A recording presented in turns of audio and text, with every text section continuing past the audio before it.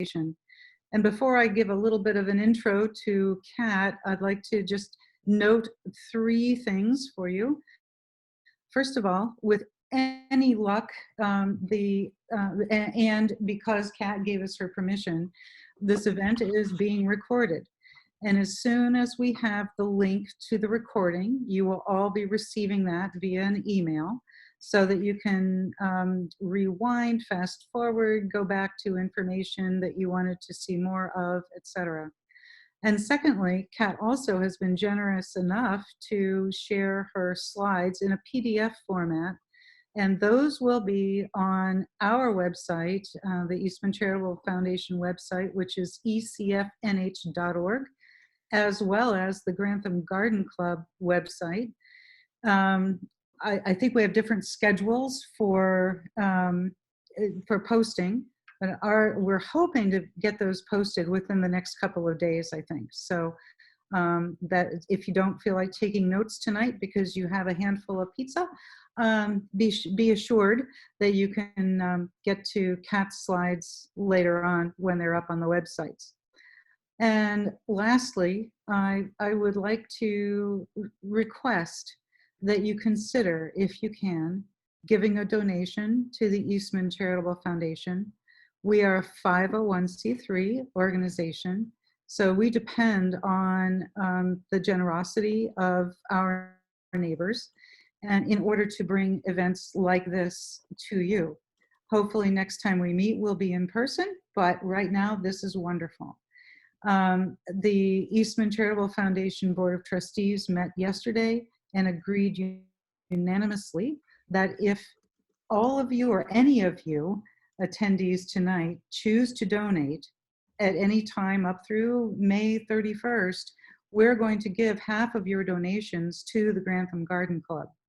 We both have scholarship programs, and we will be using any donations that we receive from tonight's presentation to refund our donations, our scholarship programs. So thank you in advance for that.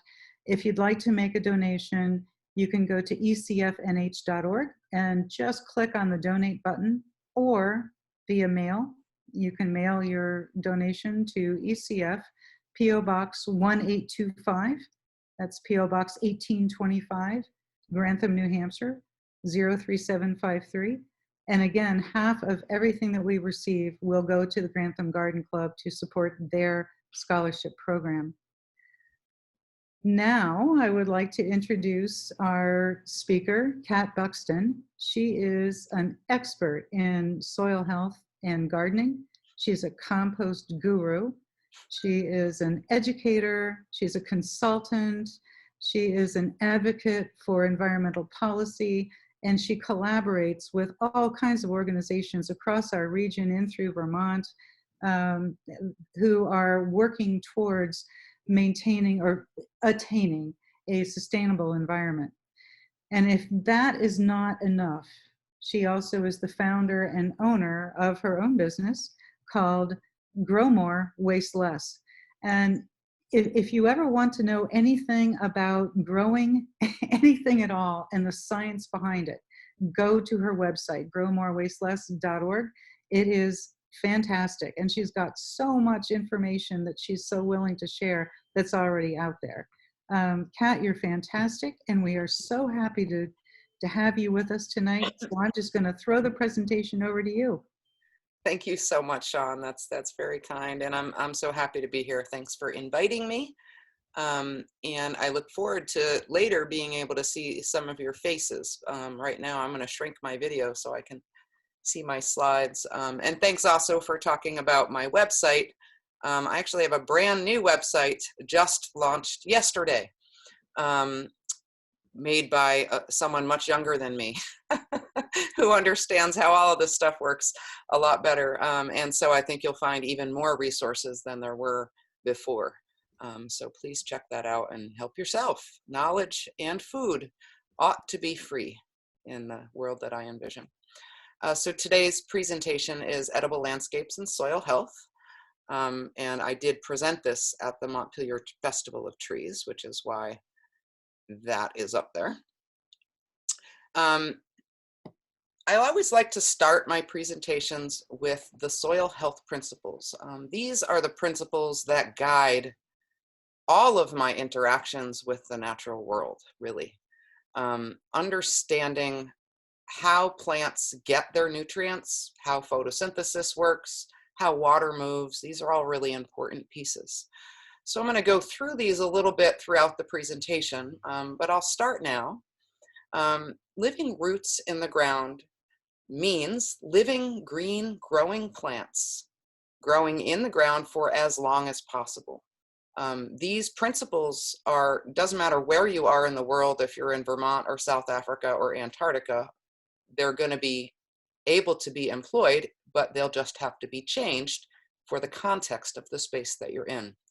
So in Vermont and New Hampshire, living roots in the ground really means pastures and forests. And in terms of photosynthesis, it really means a good number of evergreen trees and shrubs, which are conducting photosynthesis all year long. And this is what our natural environment is built upon. This is how this land wants to be, is sort of in a forest. Maximizing diversity means maximizing diversity of plants above the ground in every shape, size, form, flowering time, annual, perennial, etc., and below the ground in terms of root mass and root depth, and also above and below the ground in terms of species. Lots of varieties, lots of numbers of species, of microbes, of insects of all kinds, birds, frogs, mammals, etc. Those ones, of course, would be above the ground. But the microbes are what we want to get a lot of underneath the ground. The third one, minimize disturbance, is really referring to the use of chemical herbicides, pesticides, fungicides, and tillage, and primarily tillage. It doesn't mean don't ever do those things. It's just minimizing disturbance allows for ecosystems to thrive. We'll talk a little bit more about that later. No bare soil, so living roots in the ground, and no bare soil. So if you can't do both, if you can't have living roots in the ground, how can you cover your soil? The best way is with living roots, but this gets into things like mulch as well. The fifth one, animal contact with the soil, is really referring to the integration of animals into natural systems. And this could mean ruminants, cows and sheep, etc., but it also means giraffes and elephants and microbes and bees and butterflies and birds. Nature never farms without animals of some kind in natural systems. The sixth one, slow and sink the water, makes sense. And if you follow the top 5, this will happen. But I always like to include it because we don't usually think of water in the way that I would like to see us thinking about it, which is a gift, a driver of life.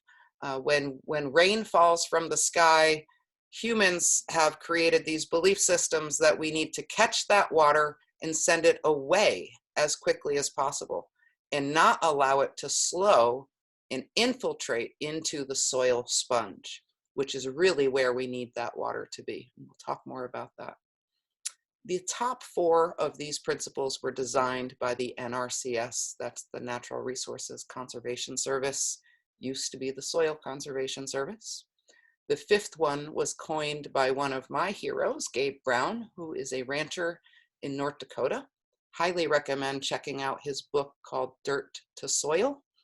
And if you can get the narrated ebook version, I really recommend that because he narrates it himself, and it's really nice to hear his story in his voice. And the 6th one, as I said, really just makes sense, and it's something that I really like to include in all of my work. Healthy soil is the foundation for healthy landscapes, edible to humans or edible to all the other beings on the planet. Healthy soil is actually the thing that literally holds our landscapes in place. And I like to talk about the social mycelium, which holds our communities in place. So mycelium is much what you're looking at in this little pine picture. That's a little pine sapling. And most of what you're looking at there are not roots. You're looking at mycorrhizal fungus. which extends the distance and depth and capacity of root systems to be able to mine more nutrients from the soil using the life of the mycelium, that mycorrhizal fungus, and also the life of the billions of organisms that are in your soil. I don't like to read my slides, but they will be available, and I'll read a couple, and I'm assuming that you're reading them as I'm talking to you. But a couple of things I really like to point out is that a 1% increase of soil organic matter, you'll often see that referred to as SOM. Soil organic matter is just the living, the dead, the very dead. That's carbon. And so the living are living green growing plants, or ones that were recently living. The dead are the dead plants, the dead bugs, root mass, all of that. And the very dead are like glomalin. And glomalin is the outer structure of that mycorrhizal fungus. It's extremely small, and it is one of the most stable forms of carbon in our soils. This is sort of how when we think about carbon sequestration, what we're really doing is cycling carbon. We're not stopping it. We're not taking it from one place and putting it to the other to leave it there forever. It's always cycling. But there are very dead things which eventually turn to dinosaur juice, or otherwise known as fossil fuels, and coal. Those are all made from, ultimately, soil organic matter that stayed in the soil system. So a 1% increase of soil organic matter in the top 6 inches of soil per acre can hold over 20,000 gallons of water. It doesn't take a lot to increase the soil organic matter by 1% if you are gardening, and if you're growing enough perennials and you're following those soil health principles to build the soil carbon sponge. The basic systems of how plants eat all come down to the circle of life, and making that connection is something that I really love to help people do. And I work with kids a lot, but I also love to work with adults, and kids teach me how to teach, which is a wonderful way to learn. I love to learn from children about what they're curious about, and it keeps me curious. So making this connection of the circle of life is understanding that green growing plants are conducting energy from the sun. We know this as photosynthesis. And that is also the process that pulls carbon dioxide out of the air, giving it a chance to cycle through plant life and soil life. So green growing plants are the way to sequester carbon. They're the way to draw down carbon.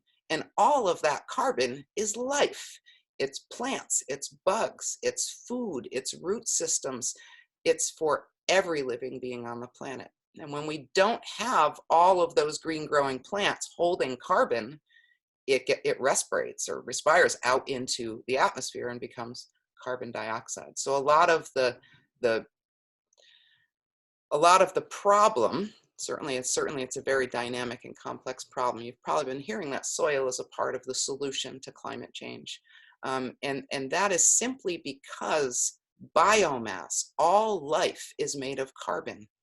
And when that life is destroyed by lots of disturbance, such as traditional large-scale agriculture, and many other facets of human society like mining and fossil fuels, we desertify landscapes, and then there's no more green growing biomass. It becomes CO2. So let's draw it back down. The sun has an energy budget, and we're going to focus a little bit on that 50% in the bright orange square. So 50% of the sunlight that hits the Earth's surface is invested by the plants that it hits into the root system of plants. Now, why would they do that? They're doing that because that sunshine follows the liquid carbon pathway. That's a term that's coined by Christine Nichols, a wonderful Australian soil microbiologist. That liquid carbon pathway turns carbon dioxide essentially, into sugars that get sent down into root systems. One of my teachers, Elaine Ingham, Dr. Elaine Ingham, another soil microbiologist from the United States, she likes to call those the cakes and cookies that feed the billions of organisms in the soil. Now, these organisms in the soil like different things. Different organisms like different things. And to give you a sense of what the numbers are that we're talking about. And most soil microbiologists that I've talked to, and I've talked to quite a few, say that we think we know about 5 to 20% about what's happening with soil life in the soil. And given that, what we think we know is that a tablespoon of healthy soil could contain 75,000 species of bacteria, 10,000 protozoa, a few hundred nematodes, microarthropod, and miles of that fungal hyphae, like we were looking at the pine sapling. So fungal hyphae are just referring to the tiny little filaments of fungus, of the mycorrhizal fungus, the mycelium underneath the ground. That's 1 teaspoon. That's a lot of carbon. That's a lot of life. And all of those creatures prefer different kinds of sugars. And different plants create different kinds of sugars based on their chemistry and their reaction with photosynthesis. So thinking about maximizing diversity, it gives us a little understanding why lots of different species of plants are important. And if we look to nature for an example, we find lots of different plants everywhere. Getting a little deeper into the microbes, because I really like to do that, what we're looking at now on the screen is a very fine root hair. That's the big brown fat thing on the screen. That's a very fine root hair. And the blue area around that is what is referred to as the rhizosphere. I like to call this a very magical place. This is where the organisms interact with the sugars and produce organic acids that dissolve sand, silt, and clay, which is dirt, making every single nutrient available that plants need. We don't need bags of fertilizer. We don't need a lot of these products that are put on the market. All we need is sunshine and massive biomass diversity to conduct photosynthesis to feed the masses under the ground.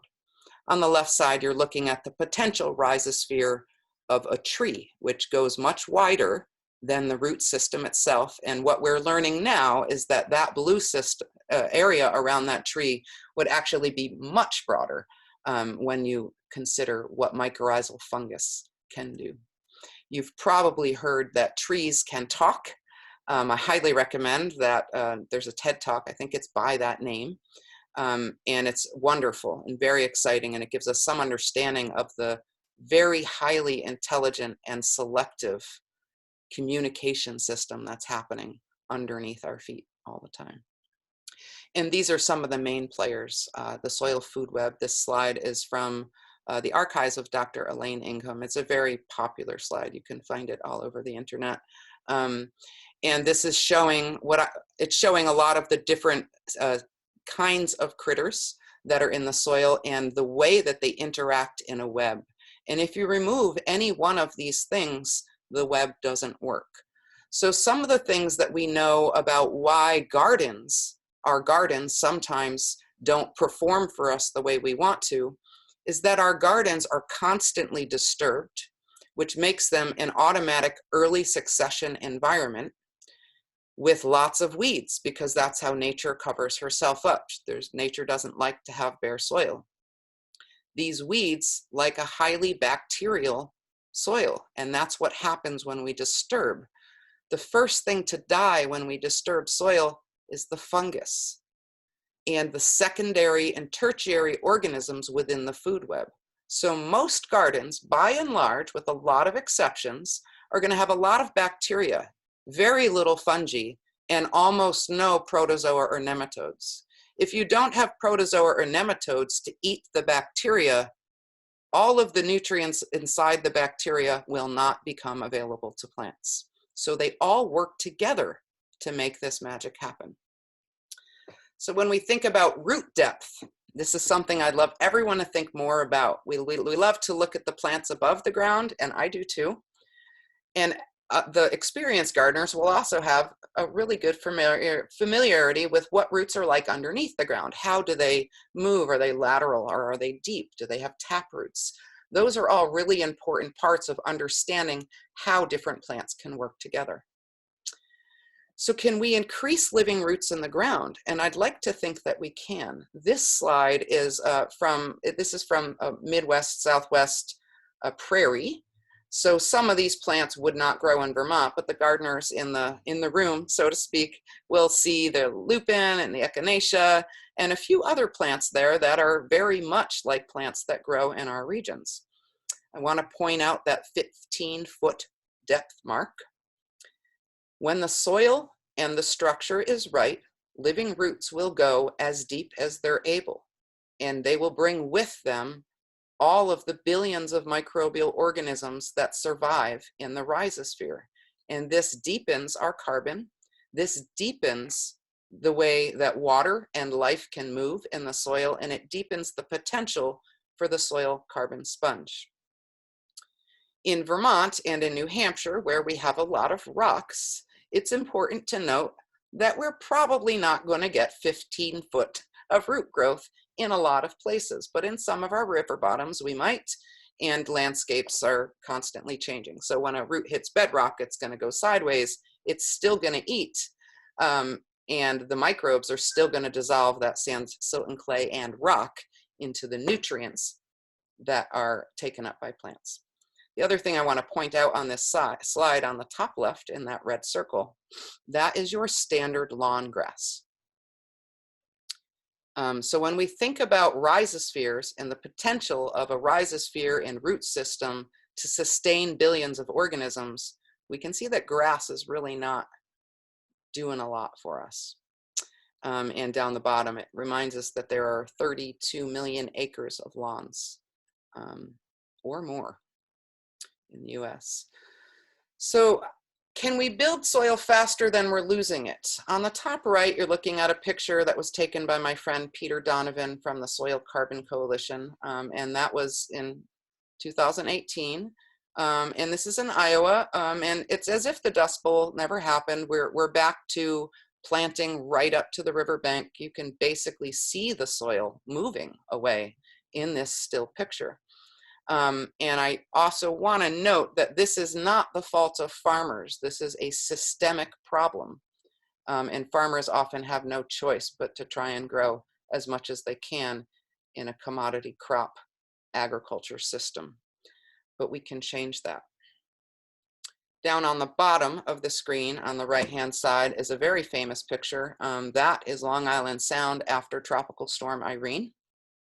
And all that brown that you're seeing is largely composed of Vermont and New Hampshire's farm fields and our dirt roads.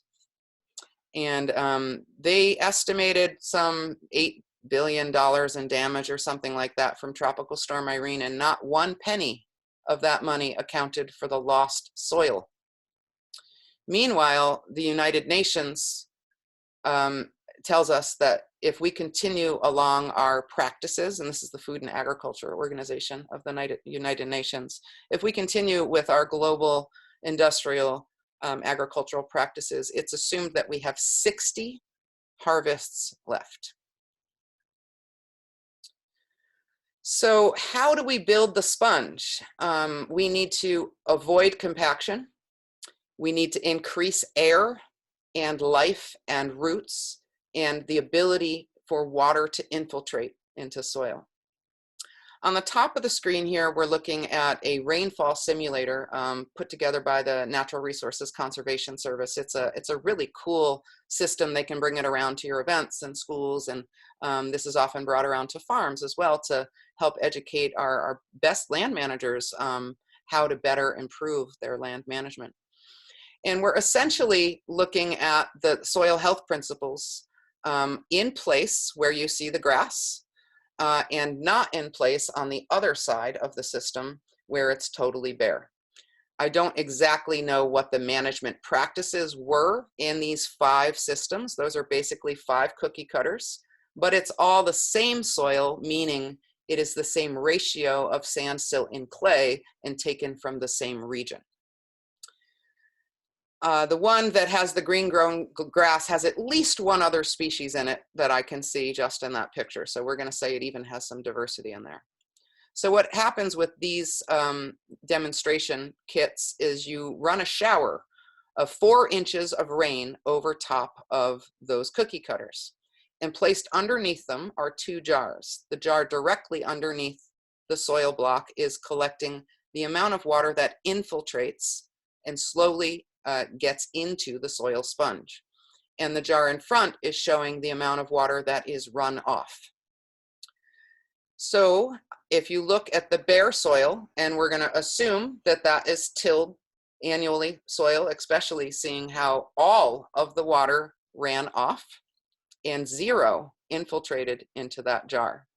You may have had times in your garden where you've tilled your garden and you've got it all that beautiful chocolatey soil, all neat and tidy and no weeds, and we get a rain, and then you stick your finger into that soil 2 or 3 inches and it's bone dry. That's exactly the same kind of thing, but meanwhile your paths may have been quite wet. So when soil doesn't have any life in it and it's compacted, water can't actually get in there, so it begins to run off and take water with it, just like we saw in that Hurricane Irene Long Island Sound photograph. Now on the left side where the green growing grass is, we have the exact opposite happening. The front jar has 0 water. The back jar had 100% infiltration, or what didn't stay in the sponge of the soil went into the jar, and the color of that water is fairly clear. And that's a really important piece here. Soil is also a filter for water.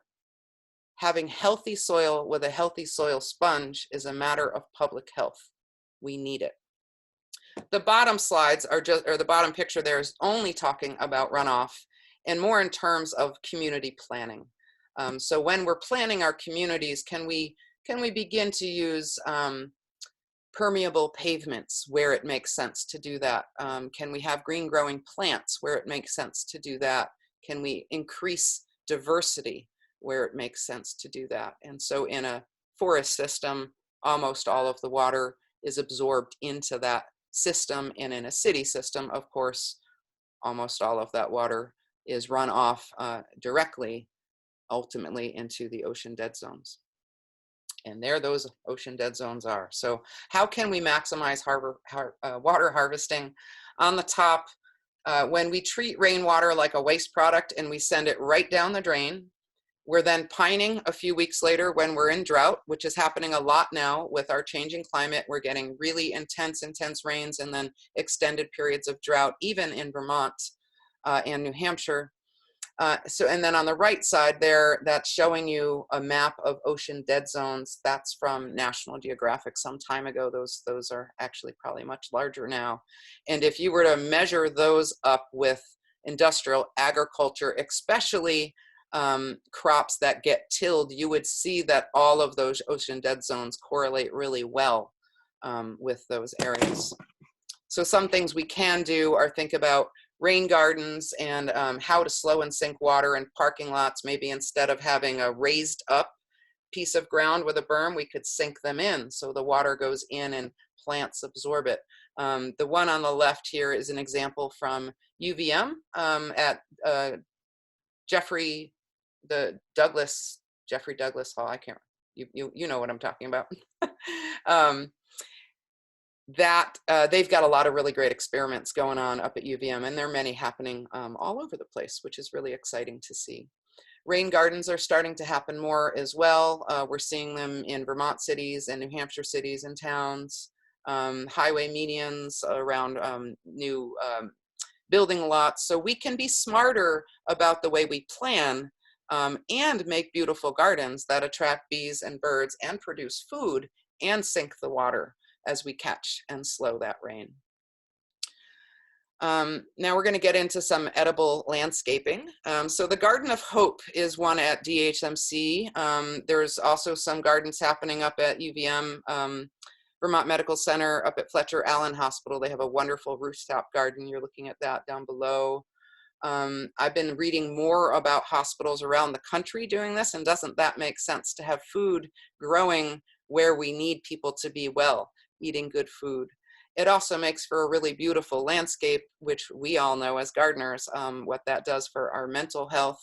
And when we choose the right plants, we're also providing for our bees and birds and all of the insects that we want to attract to our gardens. This picture here is Thetford Elementary School. So I have been running the edible schoolyard up there for about 10 years. We started with 7 raised beds in 2007, and now we are up to 14, 15 raised beds, a kitchen garden, apple trees, pear trees, peach trees, raspberries, blueberries, cranberries, a melon patch, and a pumpkin patch. And we also use all of that as a part of our outdoor classroom for project-based education. The kids are able to learn every subject and every standard using outdoor classrooms there. And the food that we produce is harvested by the kids. They wash it up, they bring it to the school cafeteria, and then they're excited when they see it on the menu because they did part of that harvesting. And we are seeing a change in the way that kids eat and the choices that they're making. Again, the fruit at Thetford Elementary, the fall is a wonderful time to be at that school. We press cider and make sauce, and we just put in new apple and pear trees last year. And given where we're at now with the pandemic and food security issues and popping up all over in our communities, I know the Vermont food shelves have had a 60% increase in need in the past 2 months. We're interested in planting more trees and teaching those skills. These are some of the fruits of the labor that come into the school cafeteria. That's the cafeteria director there holding that bag of pears. She's fabulous, and they're making apple crisp with our apples. That was actually an apple pear crisp.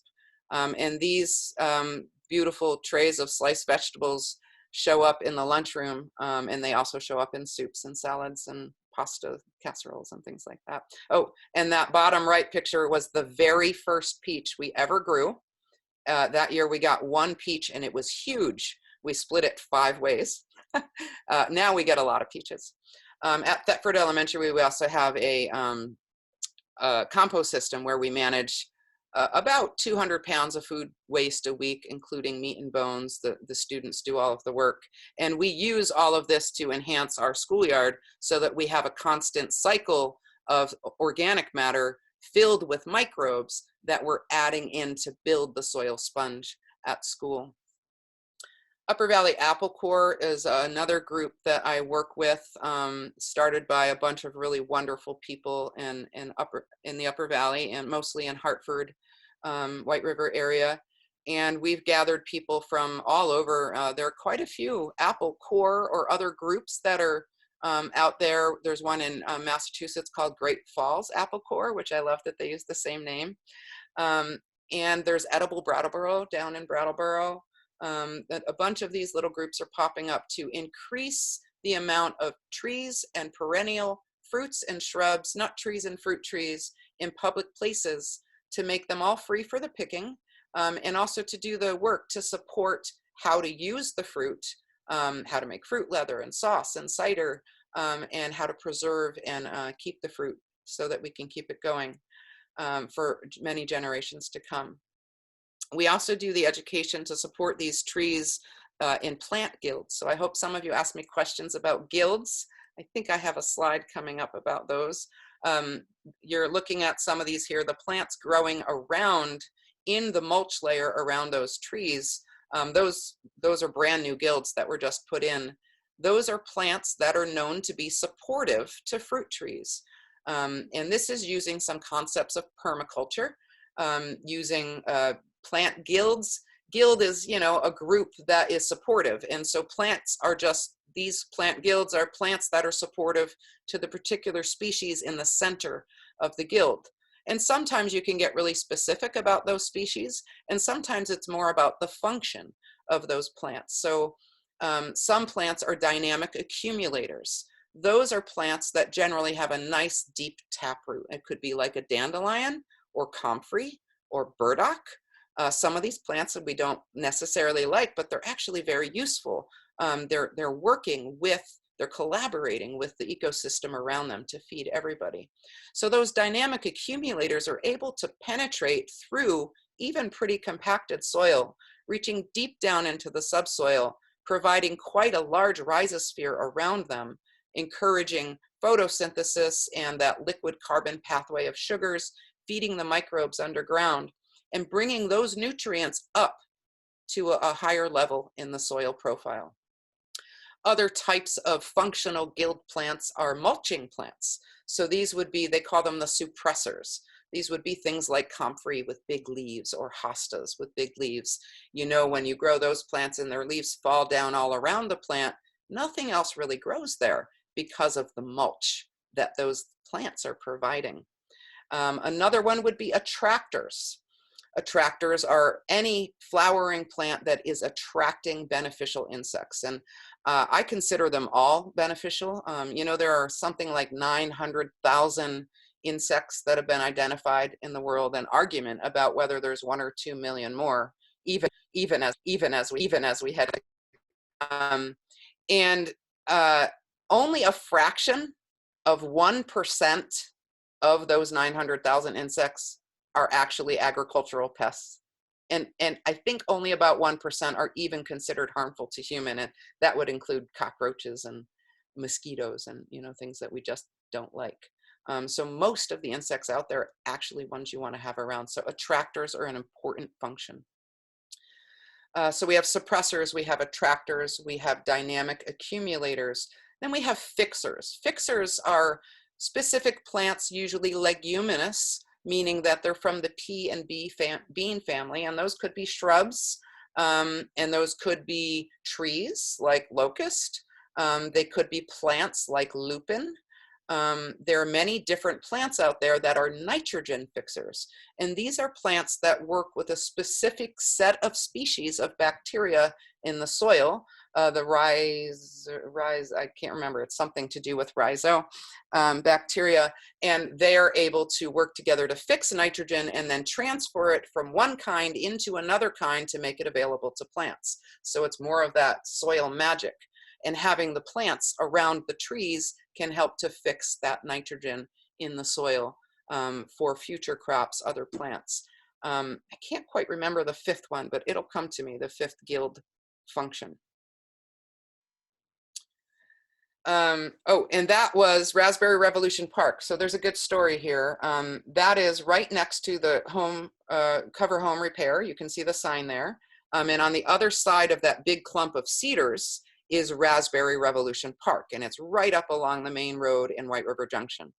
We just learned 3 weeks ago that that was going to be raised and a building was going to put there.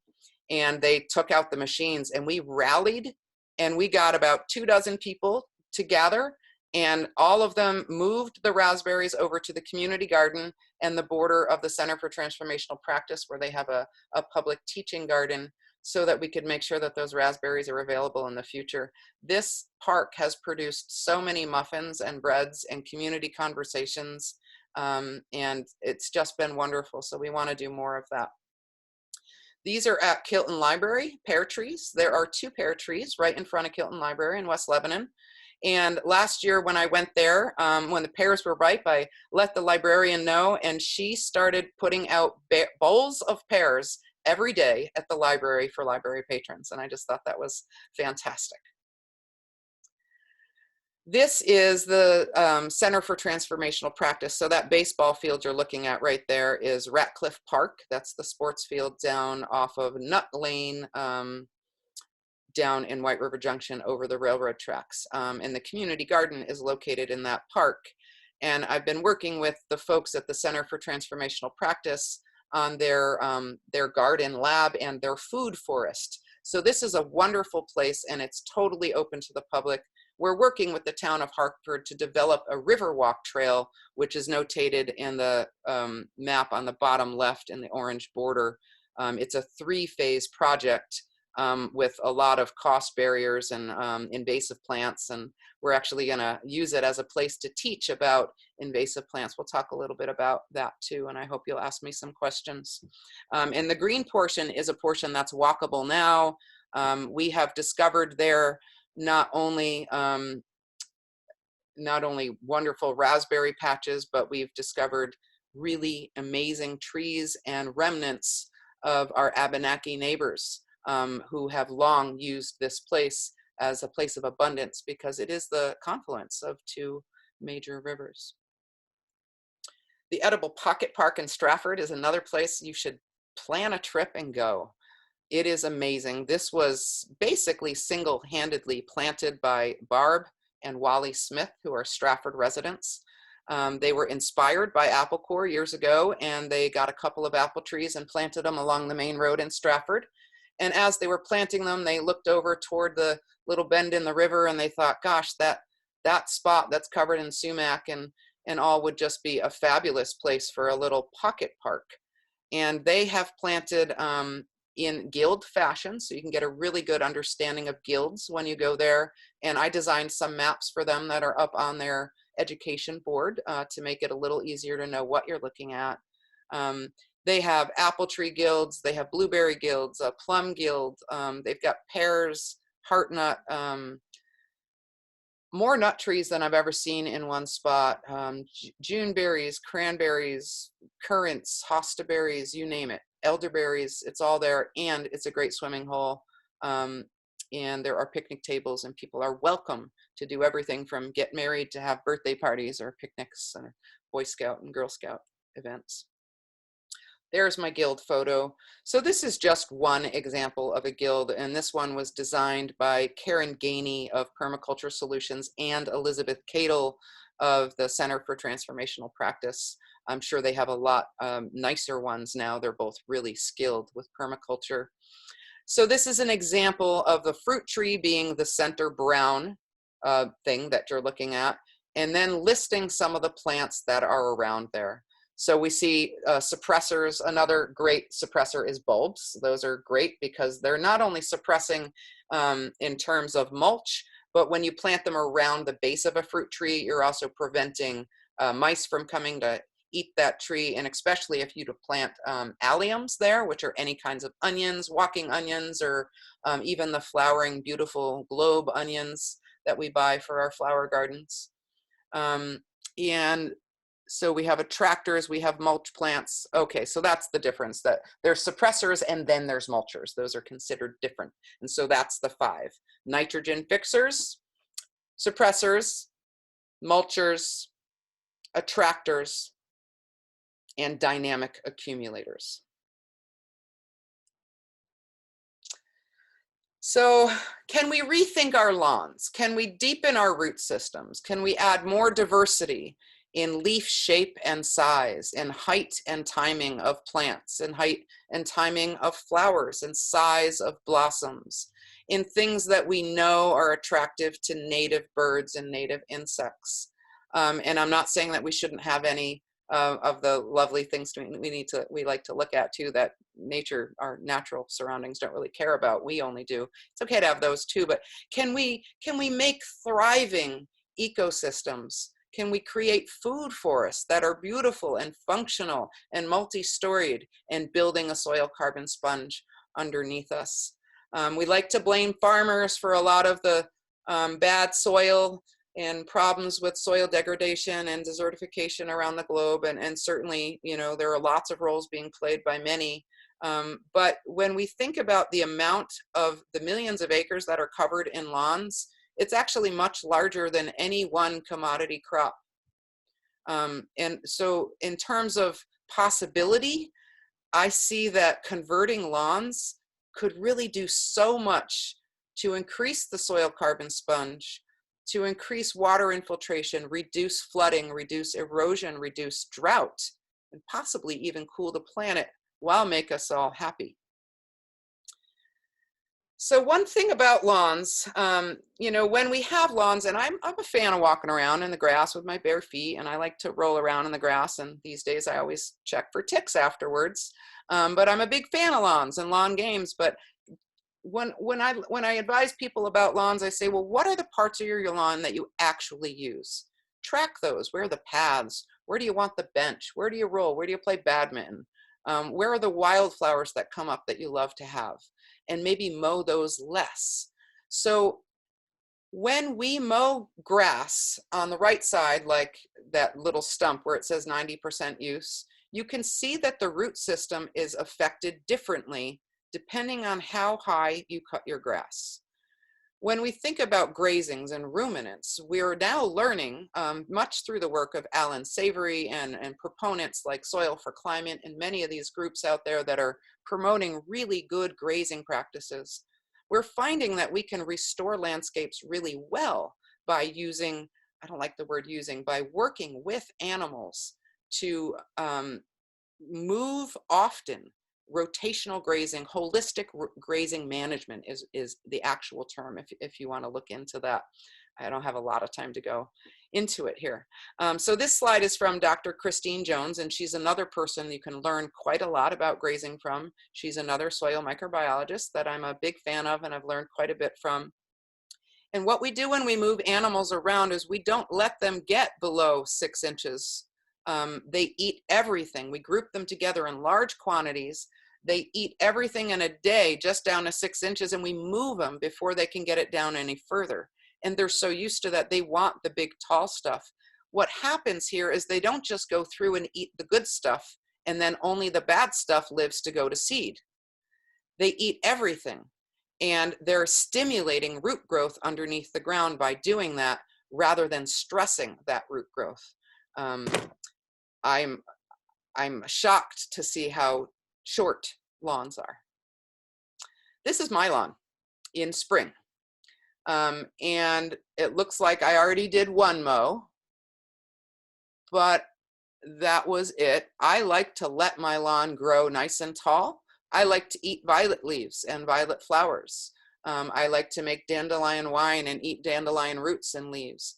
So your spring lawn is full of some of the most nutritious food, way more nutritious than what you'll find even at some of the farmers markets, just because nature knows how to really pack in the nutrients. And so multi-species lawns are something to consider. The hardware stores around here generally sell a conservation mix, and that's 3 species. It's rye, clover, and fescue.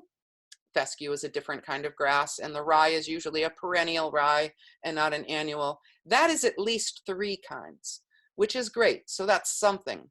But what if we increase it to 5 or 10 or 20 or 50?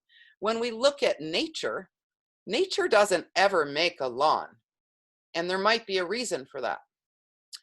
Nature makes beautiful grasslands with 30, 50, 60, 100 species in them.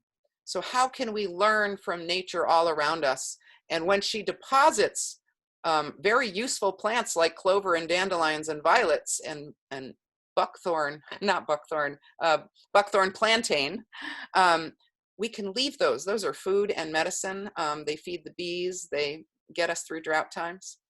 And those clover plants are also leguminous. So those are nitrogen fixtures, just like the lupins and the other plants I was talking about in guilds. There are many of these plants. They are leguminous.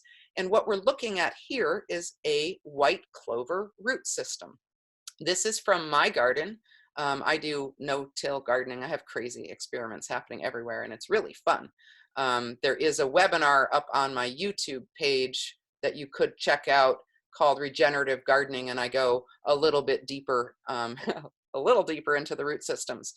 So what we're looking at here, those little white balls are actually nitrogen nodules. Those are made with the help of the rhizomaceous bacteria, a couple of kinds that have to work together in order to actually fix the nitrogen. And if you were to pinch one of those white balls open or cut it with a very fine knife and it were pink inside, then you would know that you have both the bacteria and you are fixing nitrogen. And as I've been pulling weeds less and less and using scissors more than my garden fork, my nitrogen nodules are growing much larger and more plentiful in my garden. And I'm taking that as a very good sign. So we want to choose the right plants to increase beneficial insect populations. Look for diversity, species and types, leaf size, leaf structure, leaf color, um, leaf texture, flower size, flower color, every kind of difference that you can get. And if you're not sure, look to nature, look in the woods and see what kind of diversity is there and try to mimic that in your garden. It doesn't even have to be the same species, but to think about those different textures, which many of the artistic gardeners are already doing that because we love all those shapes and colors, and we just can't help ourselves to have 50 different kinds of green next to each other. Diverse structures of plants, and not just above the ground, but think about those root systems below the ground. Are those root systems competing with each other or collaborating? And I'm finding that the answer is usually collaboration.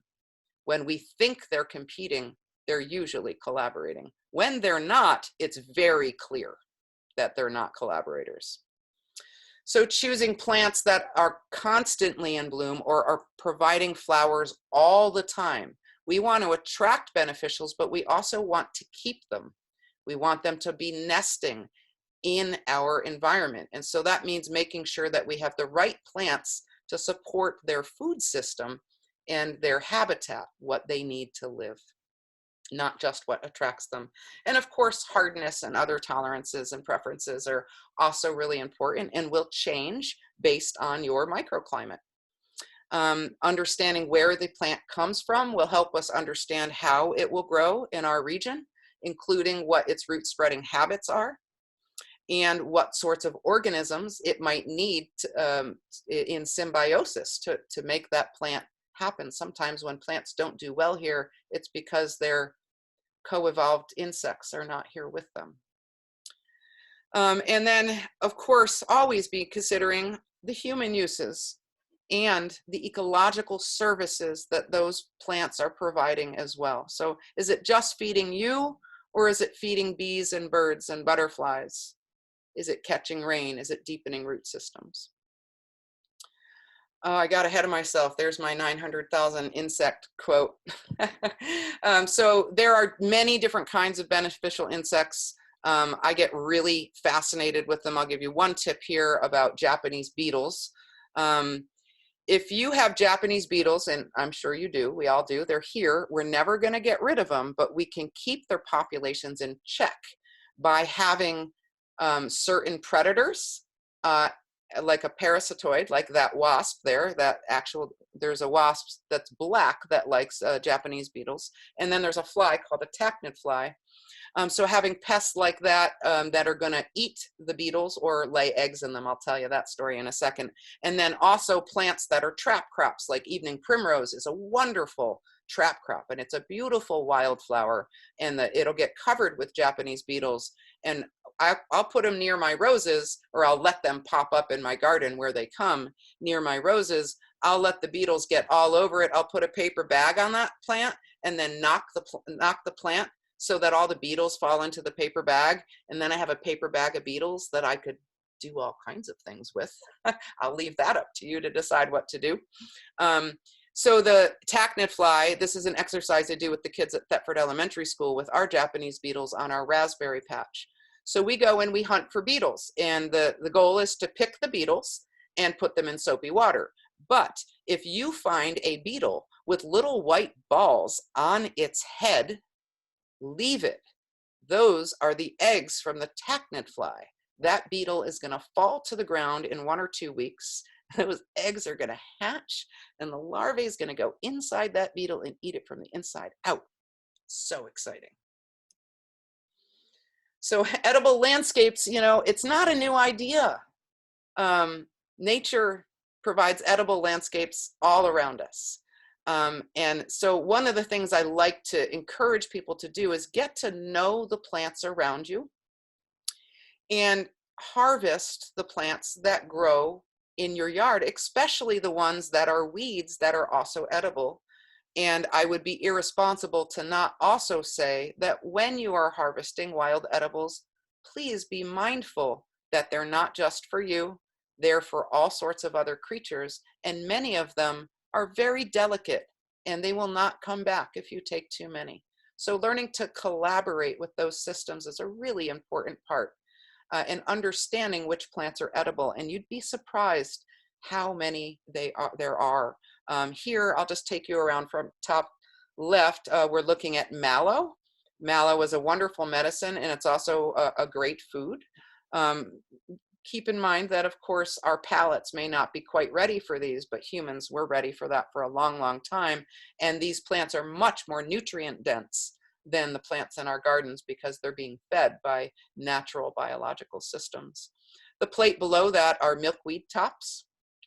Below that, of course, is dandelion, and the whole plant is edible.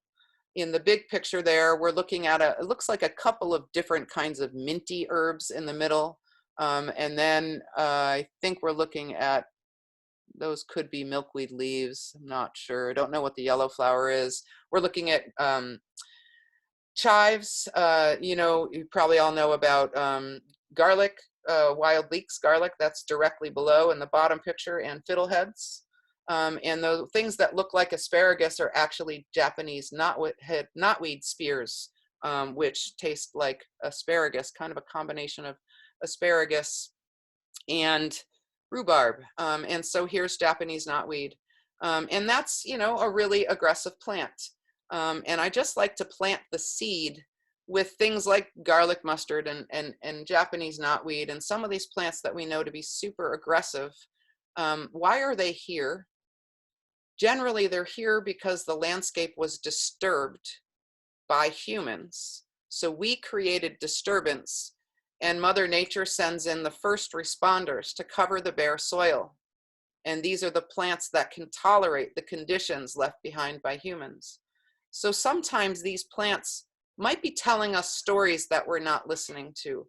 And by the way, Japanese knotweed holds some very promising medicine for Lyme disease.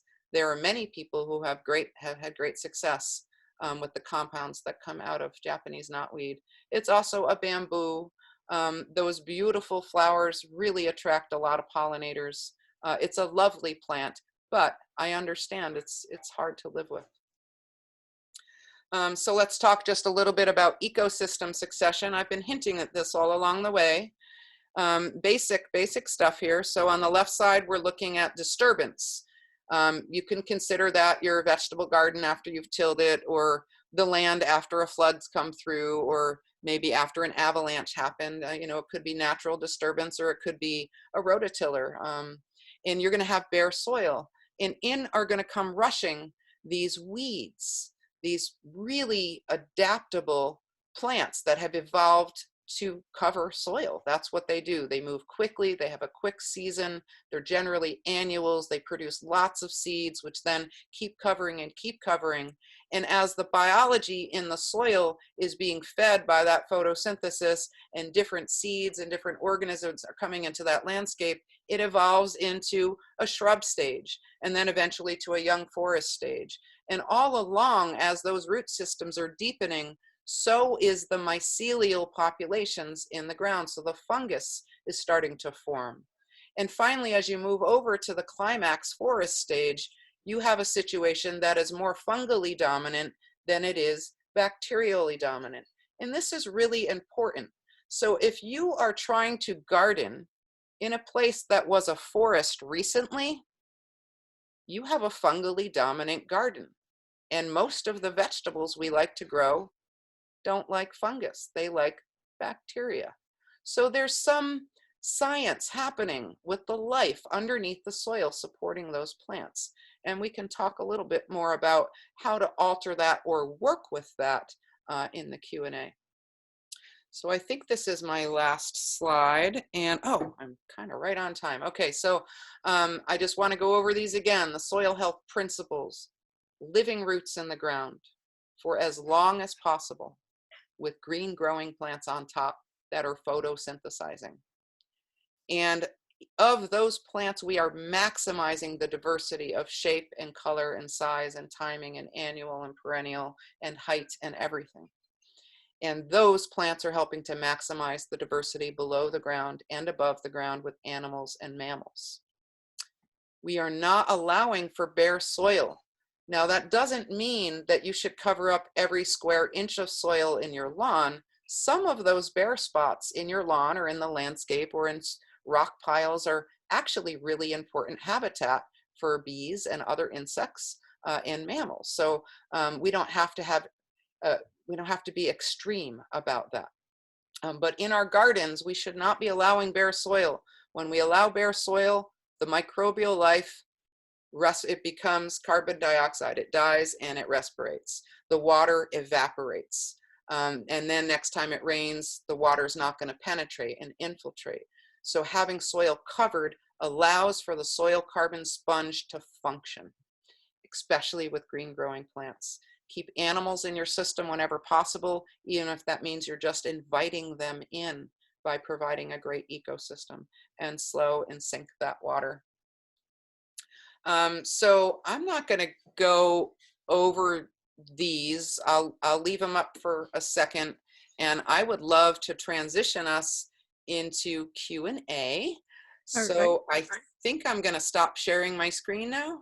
All right. Kat, I'll go back and kind of, I've grouped the comments to kind of follow the presentation.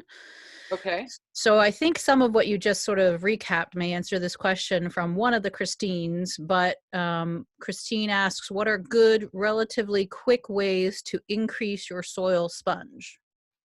Ah, okay. Composting. Composting is a great way. Composting your own vegetable scraps and your local materials in your yard. Be careful when you're importing materials for your compost because you might find that you've brought in the crazy snake worm.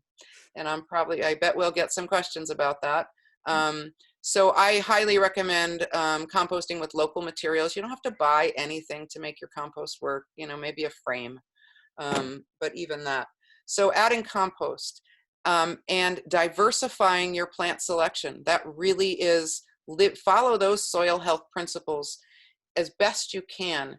And that doesn't mean you need to be perfect. That means, can you move the needle a little bit? Can you increase your lawn with a few more species? Can you get more living roots in the ground for as long as possible? Can you till less space? Can you mulch more? Can you increase plants that are growing together? Like maybe you're going to start including some peas, oats, and vetch, or some nice annual cover crop underneath vegetables. Or perhaps that means planting plant guilds around fruit trees rather than having a big bare mulch circle. So since it popped up, Ray asked, well, what is the crazy snake worm, Kat? Okay. Oh boy. I think you say Amynthus. Can't remember its Latin name right now. You will know it, and if you see it, it moves like a snake. They have a 60-day life cycle. There is a guy named Joseph Goris, who is a UVM professor who's done some of the most profound research on this worm, and there's some new research coming out of Wisconsin. It's an invasive worm. Nearly every worm we have in our landscape is invasive. I think there were 2 that were known to be native to some parts of North America, but they've all been brought in, including the earthworm, and they're all displacing other species. But this crazy snake worm is, it drives out other creatures, and it eats voraciously forest floor and high lignin matter, which is very woody things, so leaves or wood chips or bark mulch or anything like that. And what's happening is it's moving into forests. Most of our worms are in our fields and in our gardens. They're not in forests. And they're very damaging to the forest because they're eating the understory. They're eating all the ground litter, which is beginning to affect ground nesting birds, and certain wildflowers are not sprouting anymore because their conditions have been changed. So they're pretty devastating to forest situations. And I had a 2-hour consult with a woman this morning about her crazy snake worms, trying to strategize with her ways to move forward. And at this point, it's all just doing experiments because there are no good recommendations for dealing with this worm. Yeah, so to add to that, The Cooperative Extension in New Hampshire and a couple of others have some really good materials to distinguish between, you know, what's a regular earthworm and what's a snakeworm if the way it moves isn't enough for you. And so we'll post that on our resources section on the Garden Club, those links to those cooperative extension sites, so you can refer to it. If you're lucky enough and have none, great. If you see one, you know, it's kind of like other pest, grab it, kill it, and try not to let it. Scissors work great.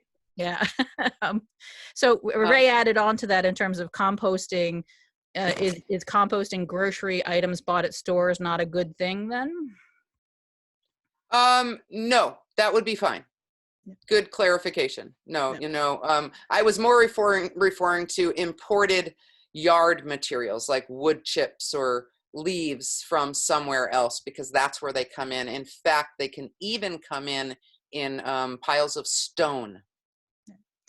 And so the other thing, most places like garden clubs and nurseries, like for our garden club, we're on the lookout. Should we be getting our local perennials? We tell people to look out for them, and we try to check any local perennials that we get to make sure there aren't any in there. But it's something to watch out if you go to gardens club type sales and have dug items. You know, you want to try and check if you can to see if there are any of those in there. Yeah, I'm so glad you said that. That is really the best line of defense, is to just watch all the materials coming into your landscape, including the root balls around plants. Okay, so moving on to sort of the area of fruit and guilds. So we have a question from one of the Christines again. What type of mulch other than sort of the typical, other than the plants that you're using in a guild, is best for around fruit trees? So I do use wood chips around fruit trees, mostly because they're plentiful. I'm very careful about where I get them. Just mentioning that for the crazy snakeworm.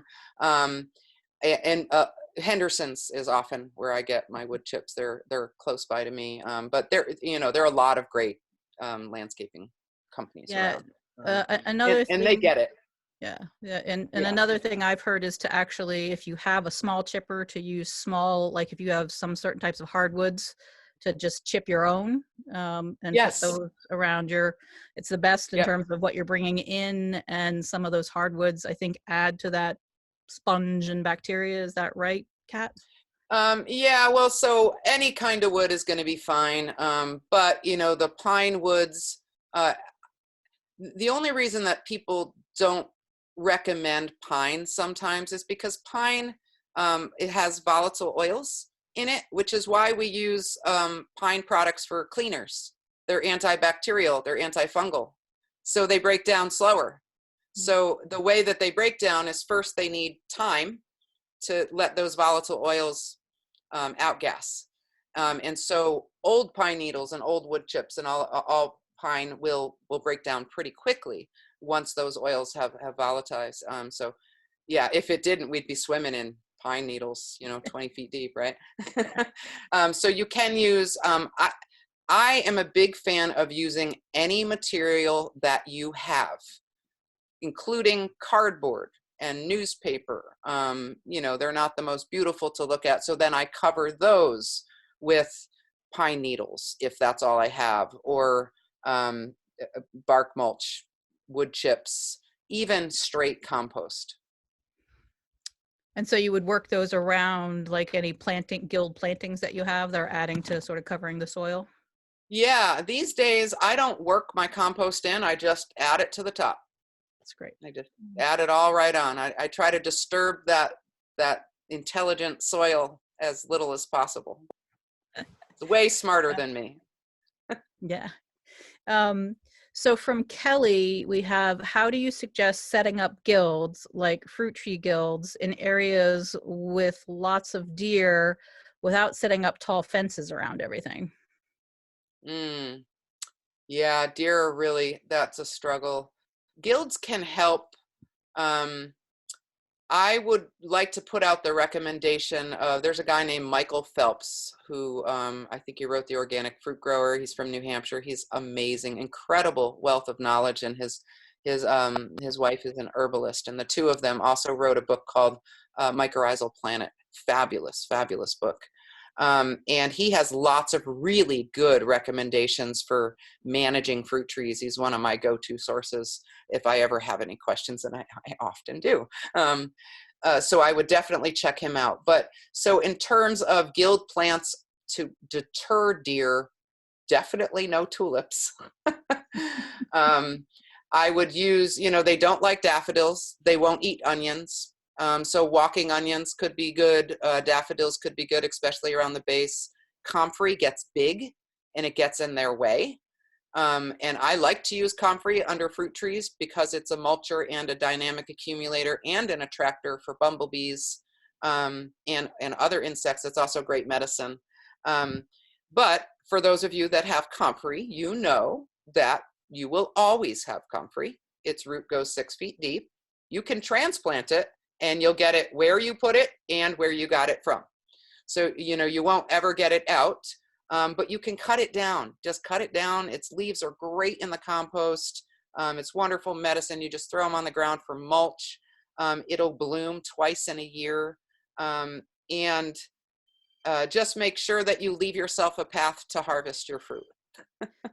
So Ava adds on there, would you suggest sterile or non-sterile comfrey?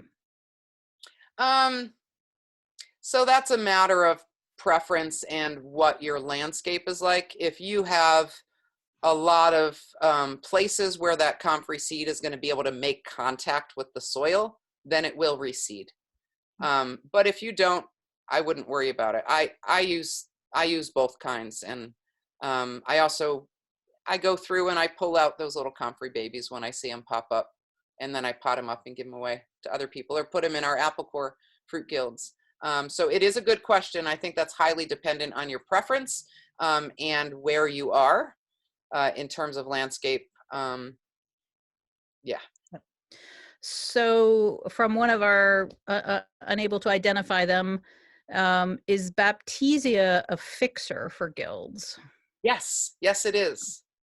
Yep, wonderful leguminous plant. And you can even see the pea-like quality in the leaf structure of that plant. It's very much like a pea.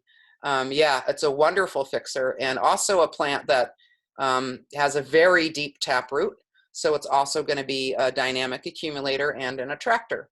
So ideally, when we're choosing plants, I try to choose plants that are multifunctional in how many jobs are they doing. Yeah. So from Katie, we have, would a clover like white clover be good for pathways in a small fruit tree garden rather than some mulch or dead weed suppressing type of system? Yes, absolutely.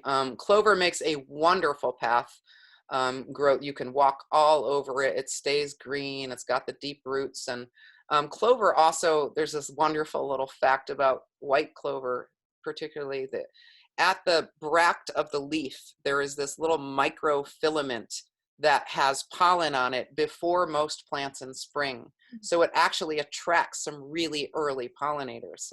And it, flowers constantly. You can mow it, walk all over it, cut it with scissors, totally fine. The one thing I would say, well, two things about clover. When you're planting it, clover likes to have contact with soil, but it doesn't like to be buried. So when we would, on the farm, if we were planting rows of clover between our beds, we would use a bed roller, which is basically a barrel, a heavy barrel, to just roll it. You can walk on it. That's what I do. So I scatter my clover seed and then I just walk all over it, not stomping, just pressing that seed into the soil. And then for the first year, you'll have to do some weeding, especially for grass. But once that clover is established, it'll play well with anyone else that pops up in there, and it'll pretty much hold the grass back. That's great. I'm not sure if they popped off, but I'm going to jump over to a question from Pete and Ray in case they're still on. For roots, how do you know if roots are collaborating or competing? So it's a great question. you'll see how the plants respond.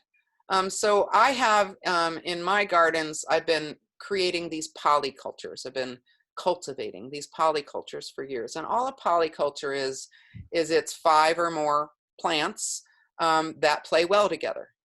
And I can't, obviously you can't see what's happening under the ground, but I know what those root systems look like. So in the garden, for instance, carrots and tomatoes play well together because their root systems are very different. Strawberries and asparagus play really well together because their root systems are very different.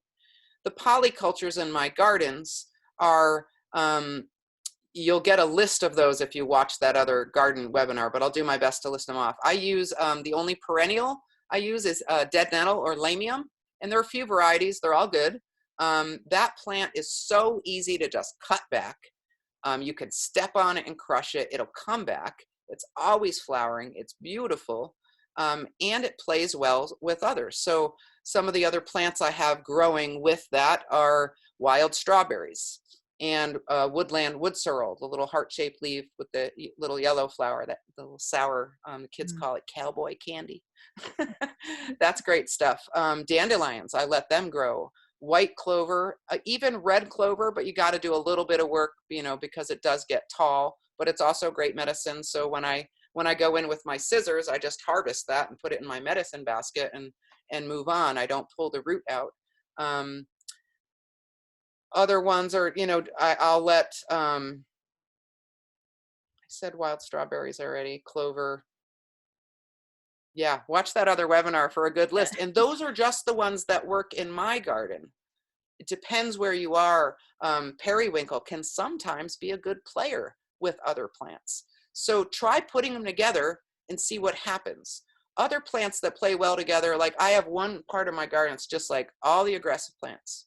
So I got bee balm and lilies, like a few different kinds of lilies and phlox. All of those, they play so well together. I never have to go in and do anything. The grass grows up between it. It looks great. They all play well together. It's beautiful. Hummingbirds love it. That's nice. So these are sort of grasses and insect related. So the first is from Darla. Aren't you worried about ticks with the grass being long? Ticks are here to stay. Yeah, I am worried about ticks, but short grass doesn't actually make a difference. From Elise, in the last few years, I've had grasshoppers in my flower garden by late August. Is there a way to prevent them from invading? Oh, don't know about that. Grasshoppers are one of those cycling insects. So, you know, every, I don't know what it is, 7 years or something, we'll get like a big invasion of them. I think last year might have been one of those. It's the years when all of a sudden you see grasshoppers eating grasshoppers. Like that's when you know there's a lot of them. So no, that's a good question. I don't have any suggestions for how to avoid grasshoppers other than to get some playful cats. My cats love to hunt them. Chickens? Chickens. Guinea hens? Guinea hens. Yeah. And then from Leanne, can you relocate bad, quote unquote, insects like beetles if you don't have enough predators naturally eating them? I'd rather not kill if I don't. It's a nice thought, but they're going to fly right back. Yeah, I don't like to kill either, but I do. I do.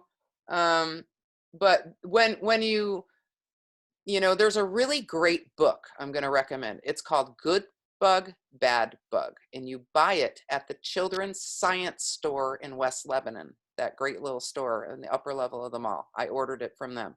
It's a kid's book, and it is the best insect book I've ever seen. It's very clear. It shows you the life cycles. It shows you predator-pest relationships. It's wonderful. And so I would plant as many herbs as you can. Those teeny tiny flowers that come on lavender and coriander and yarrow and Queen Anne's lace, all those teeny flowers, they're the ones that attract the most amount of beneficial insects into your garden. So you need to increase the populations of beneficials. You can change that, but moving the bugs, probably not going to work. So Leanne added just now, I tried relocating tomato hornworms last year. So what about non-flying bugs? Yes, but you know, when you take a hornworm off of its host plant, you've already killed it. Yeah, I will tell you what I've done with tomato hornworms, because I know they turn into a beneficial. I've actually taken a whole plant as the dedicated plant and relocated it with hornworms on it. There you go. There you go. And there are some, there's that bittersweet nightshade vine. Yep. I think they'll eat that. Like maybe you could relocate it to that. I know they're beautiful moths. I always figure there's always one or two I didn't catch anyway. On wild plants from Ava, do you have any suggestions from combating knotweed / gardening with it or around it? My plan was to eat it all, but it's the one food I don't like. Yeah, that would be quite a thing, right? It does produce a lot of food and it's tasty, but it's not like awesome, right? So what I've seen people do that is having some success is hold it back. I have not seen anyone be able to remove it without excavators, which is probably more devastation than you want, and it's causing disturbance, which is kind of setting up a situation for another really aggressive plant to come in. But really aggressive mowing. So just never letting it flower, getting out there and keeping it down to a foot or two in height or under that throughout its season. And what happens is it stops, you kind of weaken the community. That's the other thing, is it's generally a very big area that they're covering, and often on steep banks that are hard to get to. It's a very smart plant. Yeah. So Ava has added, okay, any tips on cooking knotweed? I've tried grilling and sauteing. Yeah, there's a great recipe online somewhere for, it's basically rhubarb crisp, but you use knotweed. So using it like rhubarb rather than using it like asparagus does get it to taste better, and that might have to do with the sugar. But yeah, I'm sure there are good recipes out there. I'm not super familiar with them. She says, I'll have to try that. Thanks. All right, great. That's all the questions that we've had so far. Anybody got any last minute things to add? Well, Kat, thank you so much for a really informative presentation, and you know, even all the questions. Oh, wait a minute, I have one more to her. Ava asks, what does the hornworm turn into? It turns into a beautiful, I'm blanking on the name of it. It's a very big. Is it a sphinx moth? It's a sphinx moth. Yeah. Yes, that's right. They're lovely. Yeah. Yeah. And they lay like 1,000 eggs a day. Yeah. They're amazing. Okay, well, again, thank you, Kat, so much. We very much enjoyed the presentation. And I think unless you have anything to add, I think that will do it for this evening. I don't think so. I'll just put in another plug for those soil health principles. And if you go to my website, there is a link to Dee Dee Pursehouse's version of the soil health principles. She's one of my favorite authors and a very good friend. She lives in Thetford, soil health educator. And she's done a really nice job of breaking those down a little more clearly. So you might want to just download that PDF. Okay, that sounds great. And everybody, we should have things up on the Garden Club website sometime this weekend in terms of links in the PDF, as well as some additional information on our resources page that came up during the course of the discussion today. So thank you, everybody, and enjoy the weekend. Great. Thank you guys so much. This is really fun. Bye-bye. All right. Bye.